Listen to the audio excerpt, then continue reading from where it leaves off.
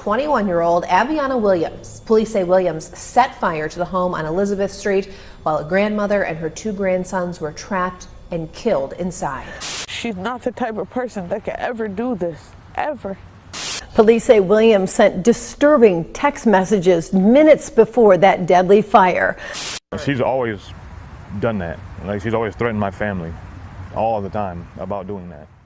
Picture this heart-wrenching scenario. You take your sons to their grandmother's house to stay the night, and just a few hours after dropping them off, you receive the heartbreaking call informing you that the house had been deliberately set on fire by your brother's girlfriend. But the tragedy doesn't end there. The fire not only claimed the life of your mother, it also took the lives of your two sons. Well, in today's video, we will be talking about one of the most disturbing acts of violence committed by a woman seeking revenge on her alleged cheating boyfriend. Good day, my beautiful people. I am the mysterious Black Bandit. Welcome back to the #1 true crime/tragic events channel on YouTube. If you enjoy content like this, go ahead and hit that like, subscribe, and turn on those notifications so you don't miss out on any video when I upload. Once you have done that, let's jump into this video.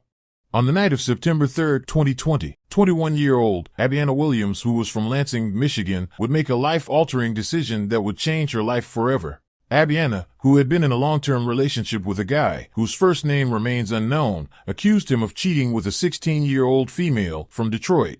Following a several-hour heated argument over the phone, her boyfriend reached his breaking point and hung up on her. This caused Abbieana to absolutely lose it. She started calling him back-to-back, non-stop for several minutes, but despite her persistent calls, her boyfriend refused to answer. This prompted Abbieana to resort to making threats through text messages. At first, she tells him she was going to throw a rock through his mother's window, but when that didn't get the reaction she wanted out of him, she escalated her threats by texting, "I'm outside your mom's house. I hope your mom likes being burned alive." Although in the past, Abbieana had made several threats towards him and his family, but majority of the time, nothing would happen. So her boyfriend didn't take her seriously, but this time, they were mistaken in their assumption.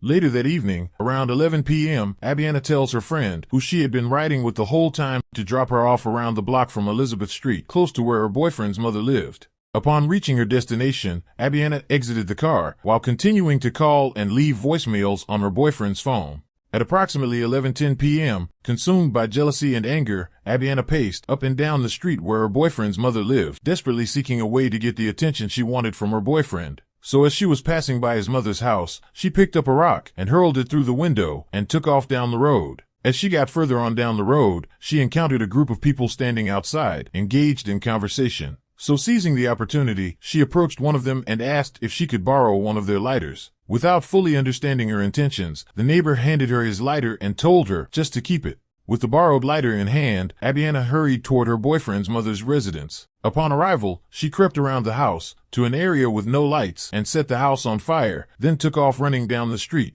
The neighbors, who were outside the whole time, heard the glass break and noticed that there was smoke coming from the neighbor's house, so they immediately called the fire department and directed them to that area. Upon their arrival on the 1400 block of Elizabeth, firefighters pulled up to a small, one-story home that was engulfed in flames. The firefighters tried their best to get inside the house, but with the fire spewing out of the front and side windows, there wasn't much they could do but spray the house with water to put it out. Once the flames had subsided, the firefighters walked into the burned-down house and discovered the bodies of 3 deceased victims, a 53-year-old woman, Melissa Weston, and her 2 grandsons. Now at first, officials believed that the fire was accidental, but while investigators were on the scene, a witness came over and gave a statement that led them to begin an arson investigation. According to one witness, he told police he had allegedly saw a black female pacing back and forth around the neighborhood. Then around 11:20 p.m., she came and asked if she could borrow a cigarette lighter, and not even 4 minutes later, the fire at the Weston's house had broken out. After receiving this tip, police were able to check the surveillance footage from one of the neighbors' home, and it picked up the sound of glass breaking at 11:24 p.m., and in the same video, Abbieana was seen walking back and forth on Elizabeth Street between 11:25 p.m. and 11:38 p.m. As the investigation continued, the police brought Abbieana in for questioning, and she denied setting fire to the house at 1450 Elizabeth Street and stated she wasn't even in the area when that happened. Her mother, Drique Blackmon, also believed her daughter was innocent. She stated Abbieana is autistic and suffers from multiple emotional disorders, but she is not violent and a lie detector test would prove it. She added, if you were to go at her or try fighting her, she's going to drop to the ground and curl up. This is the video we showed on Monday of Abbieana Williams holding what a witness says was a knife, but Williams' mother says That is not a knife in her hand. instead, Drique Blackmon says it's a large can of mace she gave her daughter for protection because she claims her daughter wasn't the violent one, but a victim of abuse. And that's not the only thing Blackmon says people have wrong about her firstborn. She's not the type of person that could ever do this, ever.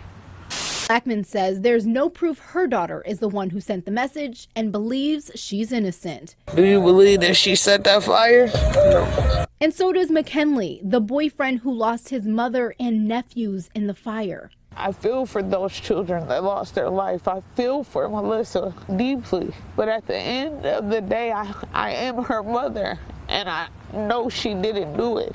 Although Abbieana and her mother claimed she was innocent, with the insurmountable evidence they had against her, she was held in jail without bond until her court date, facing 3 counts of first-degree murder and 3 counts of first-degree arson. During her trial, Abbieana maintained her innocence, stating, I am sorry 3 people died, but I was not the one who killed them. If I had have been there on that night, I would have jumped in those flames without a second thought. Despite her claims, the friend that she was riding with told police she had dropped Abbieana off at the scene on September 3rd, and while they were driving, she overheard her tell someone, I hope your mama likes burning alive. Then, on top of that horrible testimony, Williams' boyfriend was later seen after the fire with the same distinctive lighter.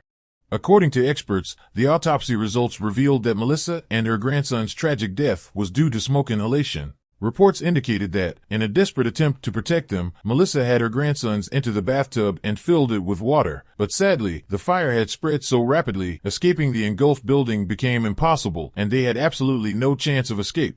Regardless of the fact, Abbieana continued to say, I had nothing to do with the fire. I wished no one had stopped me from killing myself that night, because then, at least my time of death would have proven I did not kill 3 people. But her comment was met with despise from the Weston family. Melissa Weston, the mother of Aston and Jessie, and daughter of Melissa Weston, said she feels hurt, broken, and empty. Her boys never even knew Abbieana, but were forced to suffer from her jealous wrath. Mariah then directed her attention to Abbieana and said, You didn't know me, my mother, or my boys, yet we are the ones who have to deal with the evil decision you made. She continued, she misses her sons and her mother, who was her best friend. Then what makes this even worse, her sons had begged to spend the night at their grandma's the day of their deaths, a decision she now sees as the biggest regret of her life. At the sentencing hearing on Wednesday, it took less than 2 hours of deliberation to find Abbieana Williams guilty of 3 counts of first-degree murder and 3 counts of arson. The Ingham County judge handed Abbieana a life-term sentence in prison without the possibility of parole for the burning death of Melissa Weston, the grandsons, Aston, and Jessie. And that will bring this sad video to an end, my friends. This despicable act of violence has left so many in pain and heartache. On September 14th, more than 100 people, including the former mayor, gathered at Evergreen Cemetery for the funeral services of the 53-year-old grandmother and her 2 grandsons. Melissa Weston was described as a vivacious grandmother who loved life and always had a captivating smile and a positive attitude. She also loved her family, music, dancing, traveling, and was known for her encyclopedic knowledge of movie trivia. Aston and Jessie, the 2 grandsons, were vibrant and curious children who enjoyed watching YouTube, listening to music, and cherished the time they spent with their grandmother. Tragically, due to jealousy and the actions of an individual who seemingly lacked self-love, the lives of 3 innocent people were cut short, and in the process, she also forfeited her own future. Raising awareness and educating people about emotional regulation and the complexities of human relationships should be essential in the world we live in today. It's crucial to recognize that some degree of pain is inevitable in some relationships, but through understanding and emotional growth, we can learn to navigate and cope with those challenges more effectively. I want to send my condolences to the family and anyone affected by this crime. Listen, if you enjoy content like this, make sure you subscribe, like, and turn on those notifications so you don't miss out on any of my videos when I upload. Y'all make sure to have a wonderful and prosperous day, and until next time, stay mysterious, my friends.